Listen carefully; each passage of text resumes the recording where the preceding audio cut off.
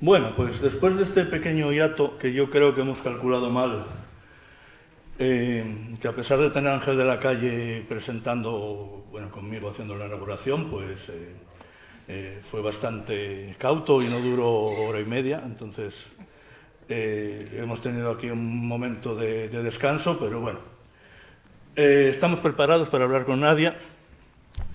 La primera vez que viene aquí, espero que no sea la última, porque además Nadia tiene un libro del que hablaremos luego al final de la charla, a ver si calculo bien para que tengamos tiempo de sobra para hablar de él, pero mientras tanto pues vamos a hablar del resto de tu carrera y de ti como artista y todo esto. Si miras... Está enchufado esto, sí. Sí, yo estaba hablando muy bien.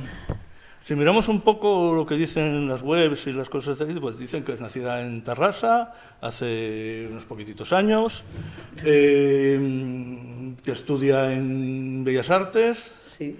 Y que luego pues ha publicado pues este libro en el 2020 creo que fue, Sí. y que luego pues publica pues en diferentes periódicos, tanto nacionales como internacionales. Claro, pero decir esto es muy fácil, llegar a hacer eso es más difícil. Bueno, sí, lleva un poco más de tiempo. Claro. Bueno, primero de todo, estoy encantada de estar aquí, me hace mucha ilusión. Me tendréis que perdonar porque entre que es la reentré y he dormido 4 horas, a lo mejor tengo las neuronas un poco así, pero bueno, intentaré hacer lo mejor que pueda. Claro que sí, no te preocupes. Entonces cuéntanos un poco lo que decías, claro, resumes la biografía y dices, bueno, todo muy fácil. Pero ¿cómo fue? Vamos a empezar por el principio. Pues una niña que se llamaba Nadia y en Tarrasa, yo qué sé, leías cómics, dibujabas, ¿cómo fue ese ambiente donde creciste que te llevó a ser la artista que eres ahora? ¿Cómo fue? A estar aquí sentada.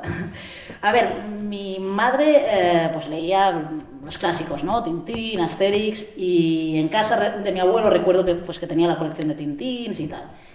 Y entonces a mí me encantaba, ¿no? Me chiflaba. Pero no fue hasta un poco más tarde, ¿no? Que empezó con el boom del manga, los animes y tal, que en un kiosco de mi ciudad me encontré pues como que publicaban los mangas que yo veía en la tele, los animes que veía en la tele, pues en cómic, ¿no? Y empecé a comprarlos ahí, a comprar de vez en cuando y tal. Todo cambia un poco cuando en Tarrasa, en el 98, se abre una biblioteca muy grande, la Biblioteca Central de Tarrasa, donde tienen una sección de cómic adulto muy grande, con novedades, y yo ahí pues descubro lo que es el cómic, ¿no? Ahí empiezo a leer pues The Sandman, muy pequeña, no me enteraba muy bien, pero lo tuve que releer después, o Blackjack, o Isler, ¿no? Claro, yo no sabía contextualizarlo porque cogía un cómic de aquí, un cómic de allá, ¿no? Pero recuerdo que me fascinó, que, no sé, claro, me atrayeron las portadas, tipo de dibujo, las temáticas, ¿no? Y pensé, wow, esto me gusta. Aún así, aunque había encontrado, ¿no? que me fascinaban, cuando empecé a estudiar Bellas Artes, porque, claro, yo dibujaba desde siempre, lo abandoné, lo aparqué un poco el cómic, ¿no? Dejé de leer cómic, no sé si... dejé de leer cómic y no fue hasta que empecé a trabajar en una librería en 2011, en la librería La Central, que me encontré con la sección de cómic con autores que no conocía, tipo pues Chris Ware, Adrián Tomine, y pensé, hostia, esto es otra cosa también, esto es otra cosa. Justo también en esa época, en 2012, empieza el Festival del Graf y el Guter paralelamente, y empiezo, ¿no? a encontrarme con estas personas que están haciendo fanzines, que están haciendo un cómic también un poco más, bueno, pues alternativo, diferente, que solo autopublican ellos, y pienso, wow, ¿y por qué no pruebo? Y a partir de ahí... Bien, vamos a ir poco a poco siguiendo toda esa trayectoria. Me llama la atención lo de Bellas Artes porque yo aquí, hablando con otros autores en esta misma mesa, pues algunos decían que lo peor que puede hacer un dibujante de cómics es estudiar Bellas Artes. Otros decían que, bueno, que por lo menos da unos instrumentos. Tú, a alguien que empieza, chaval, una chavalita joven que empieza, ¿le recomendarías estudiar Bellas Artes si quieres ser dibujante de cómic o ilustrador? O... Hay que ser políticamente correcto. A ver, a mí me sirvió pues... claro, a nivel para dedicarme al cómic, no sabría decir, pero para experimentar, para dibujar, para conocer también otras expresiones artísticas, ¿no? Porque a mí me interesa el cómic, pero también me interesa pues, el cine, la escultura, la pintura. Entonces, me ayudó a descubrir pues, otras maneras de expresarse artísticamente. Claro, para el cómic lo que recomendaría es pues, leer mucho cómic, ir a librerías, ir a festivales, pero no sé si hacer bellas artes. No sé si hacer 4 años de carrera. Me resulta interesante eso que dices, que te interesa pues, el cine y otras cosas, porque a veces cuando preguntamos a un artista de cómic, un dibujante, siempre esperas que te diga solo dibujante de cómic, pero la vida es otra cosa. O sea, me gustaría que nos explicaras cuáles son tus referencias, no influencias, no me gusta lo de influencias, referencias, o sea, gente, autores que te gusten en lo que sea, músicos, baloncestistas, pintores, lo que sea. Como de repente aquí... claro. que eso un poco conforma un estado mental que te lleva a hacer un determinado tipo de cómic, creo yo. Sí, a mí, por ejemplo, reconozco que en mi trabajo el cine me ha influido muchísimo, ¿no? Y además también un tipo de cine, ¿no? En particular, no sé, pues películas como Carlos Sorí, no sé, películas muy pequeñas, muy mínimas, las he trasladado un poco en la expresión gráfica. Y aunque no sea consciente cuando trabajo, cuando estoy haciendo cómic, de que me han influido, están ahí, ¿no? Al final. Desde luego. Entonces sí, diría que el cine en mi obra sí que tiene un peso importante, aunque yo no sea consciente cuando trabajo, cuando estoy trabajando en el estudio. Vamos a volver a eso que hablabas de época de fanzines. Pero el año pasado, concretamente, sobre todo con Javi de Castro, pero también con algún otro de los autores que vinieron, son gente que empezó, bueno, fanzines también, pero decían que ahora, una cosa de lo que yo ignoraba, ya ves, que había como una especie de vuelta a los fanzines y que ellos no descartaban, de hecho lo hacían, pues hacer de vez en cuando alguna cosa tipo fanzine, muy así, digamos, claro, como para tener otro formato, para tener otra libertad. Cuéntanos cómo fue esa época tuya fanzinerosa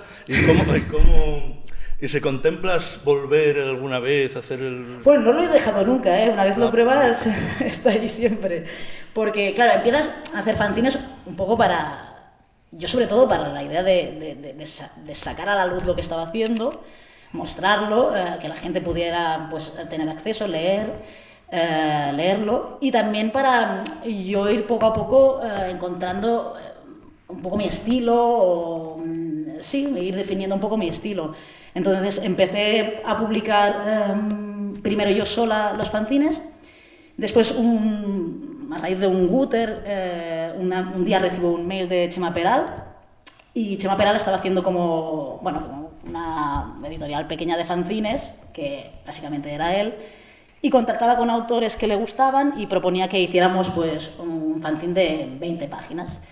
Claro, a mí me motivó porque yo por aquel entonces conocía a Chema Peral, para mí ya era un autor que estaba ahí presente y claro, me hizo mucha ilusión.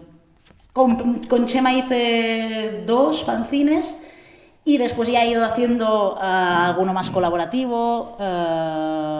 Sí, de momento los últimos que tengo después del Buen Padre han sido con otros autores, porque pienso que es una manera primero de hacer un poco de piña con los autores y después también para experimentar, para tocar a lo mejor temas que no me dan para hacer un cómic muy largo.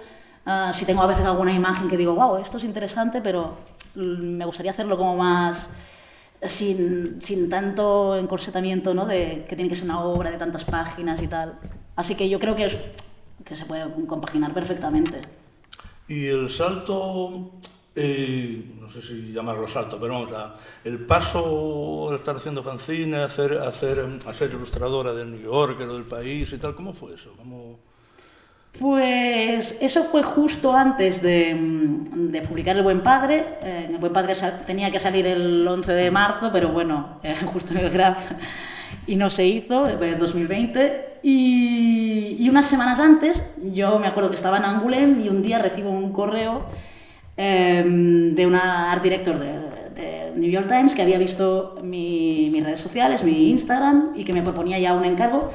Claro, yo flipé porque en redes tampoco no tenía ni muchos seguidores y tampoco sí que había publicado algo en El País y tal, pero claro, no tenía una trayectoria muy grande de ilustradora. Y sí, buena sorpresa para mí, pero también, claro, eso también te daba coraje de, pues venga, vamos a seguir por esta línea, ¿no? Y te da confianza también.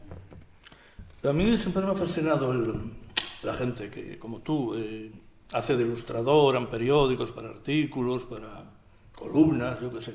¿Cómo es ese proceso? Tú te dicen, vamos a hacer un artículo sobre la horticultura, o yo qué sé, o te dan, y entonces tú te imaginas algo, o te dan a leer dicho artículo, o cómo funciona eso. Bueno, hay de todo, porque yo he ilustrado artículos que solo sabía el título del artículo y poco más. Entonces tienes que imaginarte de qué va el tema, bueno, o informarte y mirar, buscar en internet. Pero sí, normalmente suelen pasarte pues, el abstract del artículo, porque claro, también lo ha escrito un periodista o un reportero y tal, y tienes que encontrar también el tono en que se ha fijado esa persona. Pero sí, claro, te encuentras en que estás ilustrando temas de los que muchas veces no tienes ni idea y tienes que estar informándote. Pero a mí me gusta porque también me da un poco de...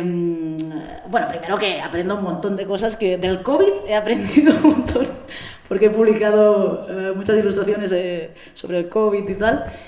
Y también me ayuda un poco a explorar otros temas que en mi obra personal pues no toco. ¿Y no te ha pasado ya que dices que a veces no sabes exactamente lo que estás... del tema que luego ves la revista o el periódico? Bueno, si lo que ilustré no tiene nada que ver con lo que está... A ver, claro, para eso tienes una persona que hace el trabajo de decirte, ostras, esto que has puesto aquí no corresponde mucho, y entonces vas puliendo la ilustración con la ayuda de esta persona. Pero sí, a veces también me ayuda mucho que normalmente dicen que interpretes también un poco tú el artículo, ¿no? Y que lo lleves un poco a tu terreno, que no tienes que ser, que no tiene que ilustrar exactamente el contenido del artículo, sino que tienes que hacer una reinterpretación un poco en algunos casos. ¿Y cómo lo contemplas tú el mundo de la ilustración? Porque hay ilustradores que son simplemente ilustradores, y hay otros que yo creo que es tu caso, que son casi cómics de una viñeta. Sí, porque al final la manera de trabajar un poco es la misma. O sea, yo no distingo mucho si trabajo cómic o ilustración, no distingo, el proceso es el mismo. Entonces, la manera de trabajar es la misma y la manera de representar las ideas es la misma, solo que en un cómic pues, tengo más margen, ¿no? de poder extenderme más, y en una ilustración tengo que ser muy sintética y resolverlo todo pues, en una sola imagen. Entonces sí que tienes un poco más de presión de que se tiene que entender, que el mensaje tiene que llegar, pero bueno, la manera de trabajar sí que no la diferencio mucho. Porque curiosamente tus cómics, El Buen Padre, es un cómic hecho de muchos silencios, de muchos momentos quizá un poquitín alargados, no, o sea, de pausa, ¿no? Pero pausado, todo lo contrario al impacto de una sola imagen. Sí, pero bueno, claro, porque dependiendo de lo que estoy hablando, pues necesitaré más páginas o necesitaré menos. Y claro, a veces funciona muy bien resolverlo todo en una sola imagen, y a veces, pues según lo que estás contando, dices, uy, no, esto se tiene que prolongar porque el lector, la lectora tiene que entrar, ¿no? en este ambiente. Y esto no es una pregunta, es una observación. Por ejemplo, tenemos esta imagen tuya que es del Buen Padre, quiero recordar, y que es una cosa muy pausada. Sí. Dejas que pase el tiempo, dejas que el lector se vaya metiendo un poco en un ritmo sí. Adecuado para comprender esa historia. Bien, pues vamos a hablar ya del Buen Padre. La primera obra de cada autor, yo creo, excepto cuando son obras de encargo, que bueno, es lo que hay, obra de encargo es obra de encargo. Pero en este caso creo que no lo es obra de encargo, ¿no? No, era además la historia del Buen Padre es una historia que tenía claro que quería contar, que quería que fuera la primera obra larga. Sí, a eso me refería, sí. El Buen Padre también cambió mucho, o sea, la primera versión pues no era de esta manera exactamente, porque tenía que ser de una manera tipo más diario, Pero yo tenía un poco escrito y unas cuantas imágenes y se las enseñé a Octavi en Sapristi y Octavi me dijo, sí, adelante, trabájalo, tienes tanto tiempo para hacerlo, pero trabájalo a tu manera y tal. Y la verdad es que tengo que decir que Octavi tampoco nunca me dijo, tienes que hacer esto de esta manera o esto se tiene que enfocar de otra manera. Me dejó libertad absoluta para poder ir puliendo poco a poco. A ver, decías que evidentemente un poco lo que intentaba comentar al principio de la pregunta, que claro, siendo primera obra es porque es una historia que a ti tenías especial interés en contarla. Sí.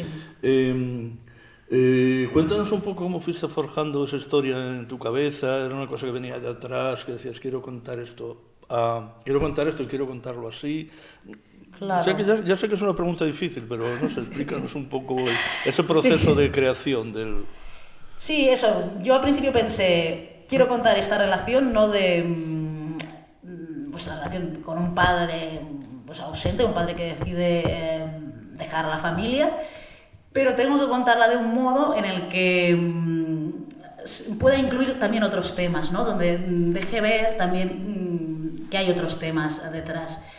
Claro, y el formato de diario en el que pensé de buenas a primeras notaba que era demasiado, ¿cómo diría? A lo mejor, bueno, un poco encorsetado y pensé, deja que también se abran otras ventanas para que tú también puedas hablar de otros temas y que al final se trate más bien de la visión que tiene la protagonista, de lo que cree que puede haberle sucedido al padre para que haya decidido tomar esa decisión, ¿no? Y al final es más bien la mirada de la hija que la de la historia del propio padre.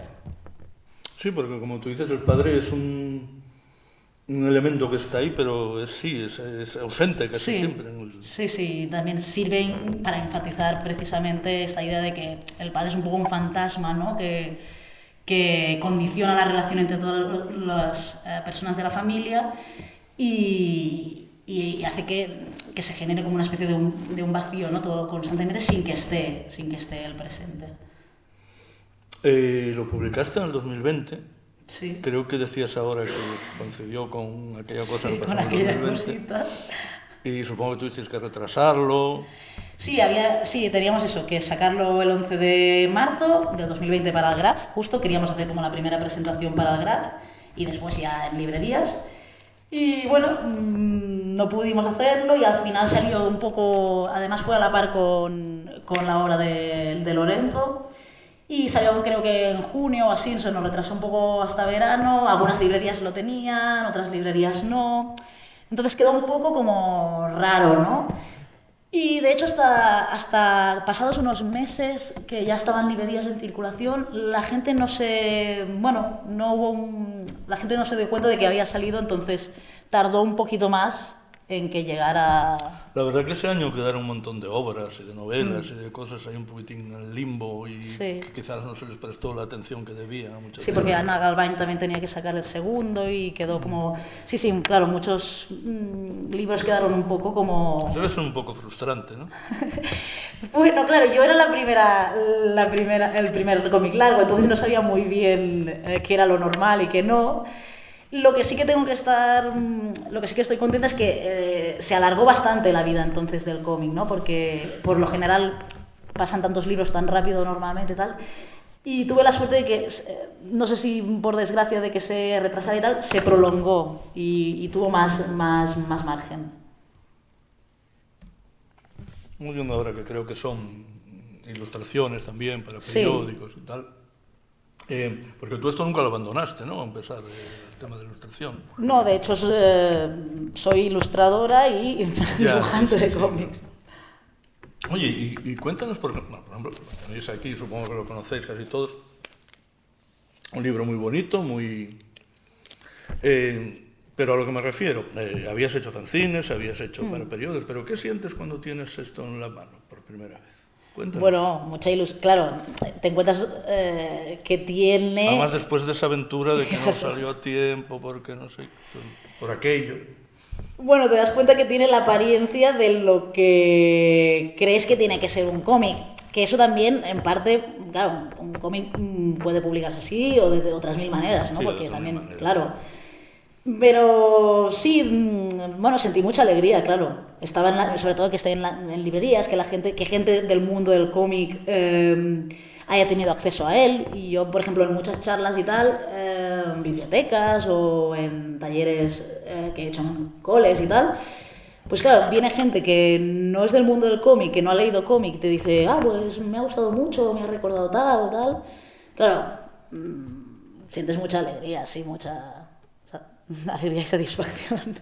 Yo, es un pequeño comentario nada más, pero mirando en Amazon los comentarios del libro, me encuentro uno de, no recuerdo si hombre o una mujer, bueno, no recuerdo, que decía que era el primer cómic que había leído en su vida y que estaba absolutamente emocionado. Ostras. Yo no sé, es que parece que... Sí. Sí, en una charla que hice con Gerardo Vilches en Madrid, también un señor que no había leído cómics empezó a describirme mi propio cómic de una manera que yo pensé, wow, ¿no? Que haya llegado a transmitir tanto, siendo un cómic que también puede ser difícil a veces de entrar, dependiendo de cómo, que le haya tocado tanto, pues, ostras, pensé, wow. Y bueno, como nos comentabas, esta historia la tenías desde hace mucho tiempo y dándole vueltas. Antes de entrar de lleno, de que nos expliques Chacales, pero han pasado pues más o menos 2 años. 2 años, sí, 2 años. Porque esto, ¿cuándo se publica Chacales concretamente? Chacales se tiene que publicar el 22 de septiembre, si no vuelve a pasar nada raro. Uy, por favor. Ay, qué miedo. Sí. Sin entrar todavía en lo que es la historia, que vamos a que nos expliques un poco, tal, pero ¿qué fue? ¿También algo que tenías ya de tiempo? ¿Estos 2 años le estuviste dando vueltas? No, la verdad es que cuando publiqué Chacales me concentré más en trabajar con el tema de la ilustración y tenía encargos y tal. Y también pensé, claro, porque a veces sientes la presión de, wow, no puedo tardar mucho en publicar el siguiente porque, bueno, tienes que estar ahí, ¿no? Pero dije, guau, Nadia, si no has encontrado aún un tema que te interese o no tienes la historia, tampoco no fuerces ahora en... Y me encontré con... Bueno, empecé a trabajar la historia de Chacales de una manera un poco casual, que es que empecé a leer, artículos relacionados sobre el tema de la ira y más concretamente sobre un trastorno que existe en psicología que se llama trastorno intermitente explosivo. Y ese fue el detonante de pensar, mira, aquí hay un tema que puedo explorar y que me interesa además. Bien, pues vamos a pasar ahora que trajiste unas imágenes en el... Lamento que no se van a ver muy grandes, pero bueno, la pantalla es grande, o sea que aunque...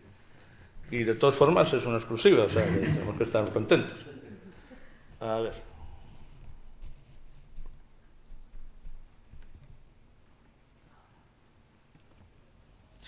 Sí, arriba puse unas imágenes del Buen Padre, sí. Estas son imágenes del... Sí, del Buen Padre. Y aquí tenemos Chacales. Pues bien, háblanos de estos perritos. Estos perritos, estos chacales, claro. Bueno, eso, Chacales nace de esta idea que tengo yo de empezar a explorar este tema, de este trastorno, y entonces planteo la historia con 3 personajes que aparentemente no tienen nada en común, ¿no? Menos que los 3 padecen de no son incapaces de controlar la ira, ¿no? Pero, o sea, de eso se trata el síndrome, de no controlar la ira. Sí, es como personas que en vez de pues sienten frustración o sienten tal, su manera es como eso, explotar y llegando a violencia física y todo esto. Sí, hay de todos tipos, hay violencia física o a veces es agresividad verbal o tal. Lo que pasa es que no me interesaba o sea, esto al final es un poco una excusa para hablar de otros temas porque, claro, sin hacer spoilers, que me da miedo que digo, que no digo. Pero bueno, es una excusa para hablar de otros temas y también escojo porque Chacales, el título está un poco relacionado con un chacal, pues eso, es una persona agresiva y tal, pero normalmente va relacionada a la masculinidad, ¿no? A un varón que es violento, ¿no? Esta masculinidad tóxica que es violento, es agresivo, es de la calle. Y yo lo llevé a mi terreno y los personajes que planteo en la historia son justamente lo contrario. Son 2 mujeres y un niño. Entonces, acojo los atributos que se relacionan a este tipo de personas, a personas que a priori no les atribuirías este tipo de carácter. También para hablar sobre la condición en la que viven. Aquí en Chacales está muy presente también la ciudad, la gente, el contexto socioeconómico. Entonces van saliendo temas a partir de esta pequeña explosión, ¿no? Que tienen los personajes. Y bueno, por lo que se ve aquí, es, digamos, un estilo, bueno, que es el tuyo, a fin de cuentas, no, aunque bueno, se puede cambiar, pero está muy bien. A lo que me refiero, que es un poquitito el estilo que vemos en El Buen Padre, ¿no? Sí, aunque aquí, por ejemplo, pues eso, en El Buen Padre todo se mantenía en el espacio del hogar, ¿no? Siempre los personajes... Sí, era muy de interiores. Sí, era muy de interiores, y aquí en Chacales es justo lo contrario, ¿no? La calle está muy presente, la ciudad, la gente, los espacios grandes, ¿no? La arquitectura está muy presente en Chacales, y así también yo quise jugar también con pues, distintas perspectivas, porque El Buen Padre todo era muy hierático y aquí hay más juego de viñetas, pero sí, manteniendo esta idea del tiempo, del ritmo y también del silencio, ¿no? Y con unas gamas de colores que usas muy bien, yo creo, pero que son colores, digamos, planos, sencillos... Sí. Sí, aquí también... es que estoy explicando demasiado. Aquí también hay el tema del color y el espacio temporal donde están sucediendo los acontecimientos de la historia. Siempre empiezan las historias con una acción y esa acción pues tiene un color, ¿no? El color siempre me ayuda como para... ¿Lo usas narrativamente? Narrativamente, sí. ¿Cómo trabajas tú? Quiero decir, ¿digital totalmente? Yo qué sé. No, trabajo de 2 maneras. Siempre hago una parte analógica, digamos, o sea, yo trabajo con reglas, con compás, tal. Y después siempre escaneo todo el trabajo y entonces yo soy como muy obsesiva de que todo quede limpio, perfecto, y esto sí que lo hago digitalmente. Y el color... Vas borrando cosas, ¿no? Claro, voy borrando esto, no sé qué. Además, claro, cuando dibujas pierdes un poco a veces el control y a mí me gusta que la línea se mantenga, ¿no? Limpia, clara, y eso sí que, esa parte sí que es digital. ¿Y haces un guión previo o es simplemente como tienes la historia en la cabeza, pues vas siguiendo? Bueno, sí que escribo en un diario pues las ideas que tengo, esto va a pasar así, este personaje tal. Incluso a veces en la calle andando digo, wow, esto está muy bueno, grabo. Pero después sí que es verdad que llega un punto en el que yo empiezo a hacer los bocetos y digo, vale, ahora vamos a dejar que esto vaya creciendo solo. Sí, que vaya, porque necesito verlo en directo, ¿no? Cómo va pasando, por el tema del tiempo, por el tema de las viñetas, de controlar las viñetas. Me resulta llamativo ver una escena como de boxeo aquí pero bueno, teniendo en cuenta lo que nos estás contando de esta gente que tiene esa agresividad, pues casi parece adecuado, ¿no? Claro, sí. También es porque empecé a hacer boxeo. Digo, wow, esto hay que incluirlo.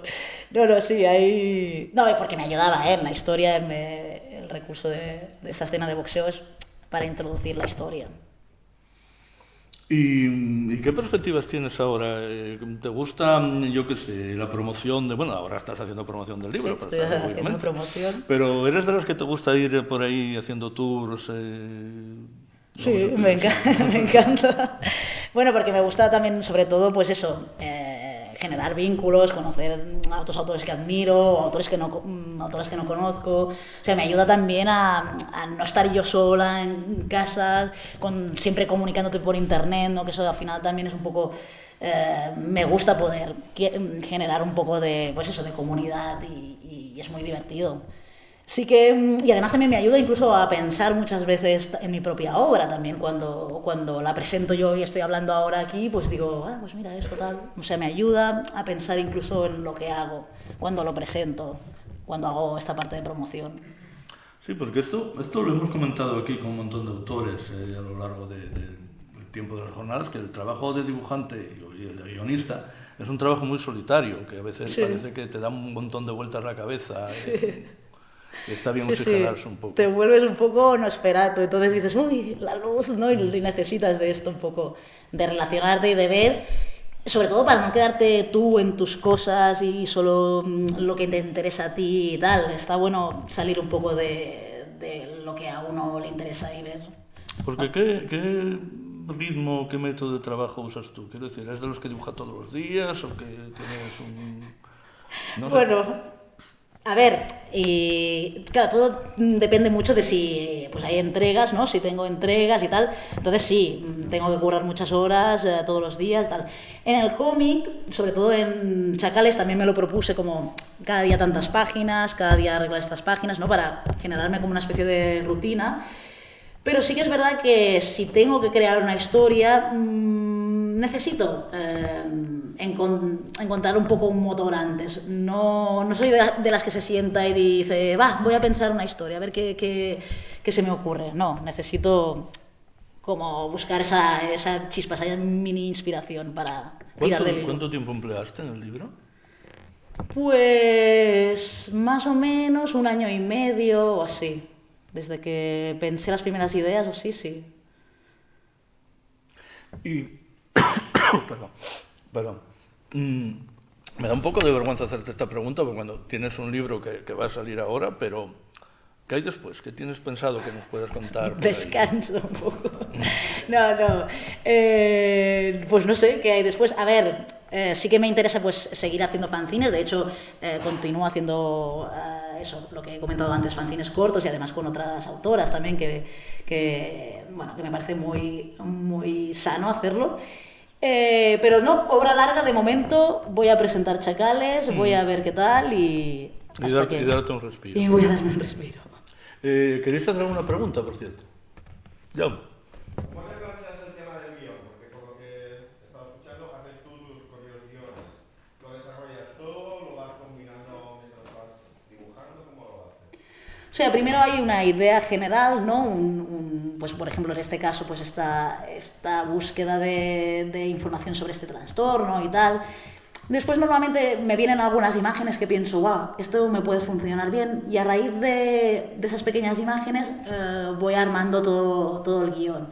Sí que es verdad que hay un punto en el que dejo que también haya un poco de espacio a que mientras lo estoy haciendo pueda decir, pues mira, esto no, esto lo cambio y voy a meter esto ahora aquí en medio y tal.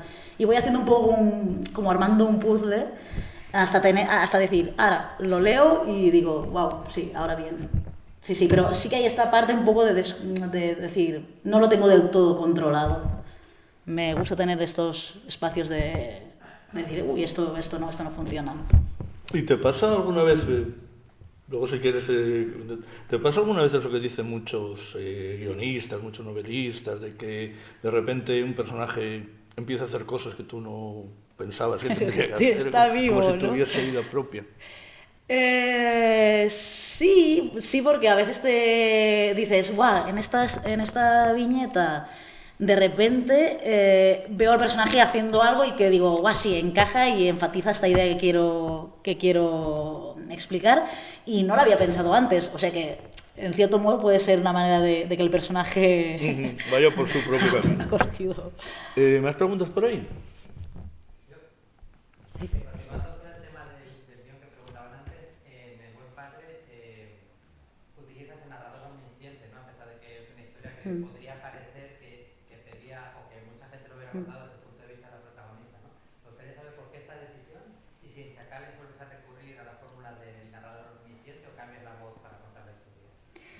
Sí, en los dos cómics he utilizado esta manera de narrar del narrador omnisciente porque me ayuda también a separar un poco que el personaje no coja las riendas de lo que está contando y que haya espacio para que no puedas decir esto es así porque el personaje es de esta manera y tal, haya un hueco de que tú lo veas como un poco como si fuera un teatro, ¿no? Y después también porque, por ejemplo, en el caso del Buen Padre, no quería, podía haber pasado, porque además es una historia, pues es autoficción y tal, me asustaba como caer en la tentación de contar de cosas demasiado explícitas o ser demasiado pues lacrimógeno, y tal. Quería mantener esta distancia que ayuda a que respire y a que el lector o la lectora pueda también coger esta parte y llevársela a su terreno o formular otras preguntas o incluso interpretar las cosas de un modo distinto en las que yo he querido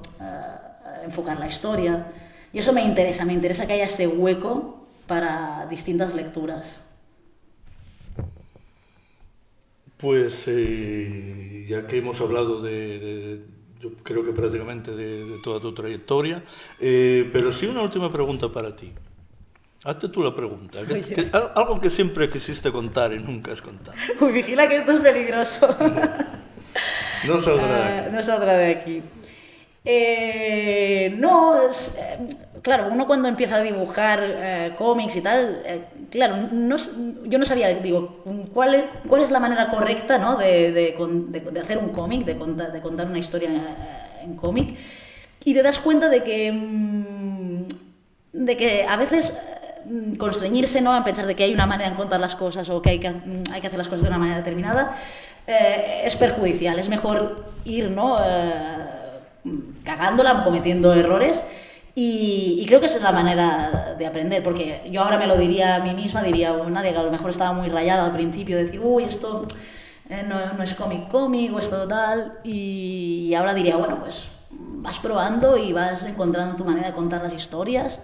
Creo que no hay una sola manera de contar las historias, y eso es lo bonito y lo interesante, ¿no? Y creo que eso es también lo mágico del mundo del cómic, ¿no? Que se puede explorar el cómic de muchas maneras distintas. Estoy totalmente de acuerdo contigo, no hay una sola manera, hay tantas maneras como autores hay, y de hecho aquí en estas jornadas tenemos gente que cuenta historias de maneras muy, muy diferentes. Todos interesantes, pero muy diferentes.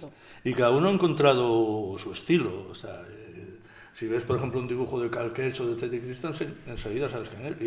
Y desde luego, si ves uno de Lorenzo o uno tuyo, también lo sabes. La verdad que he disfrutado mucho este momento hablando contigo. Gracias. Pero bueno, el tiempo avanza, estamos tenemos más autores interesantes que hablar. Te agradecemos mucho que hayas venido, además también avisándote como muy a última hora y viniendo pues un día así cogiendo el avión muy rápidamente y mañana vuelta a casa. Esperemos que en otra ocasión tengas oportunidad de estar aquí más tiempo, más pausadamente, y disfrutar un poquitito más de lo que es el ambiente de las jornadas. Muchísimas gracias. Os recomiendo, si no lo conocéis, El Buen Padre, y estar atentos a la puerta de la librería dentro de unos días para Chacales. Y vamos a agradecerte tu estancia aquí con un fuerte aplauso. Muchas gracias.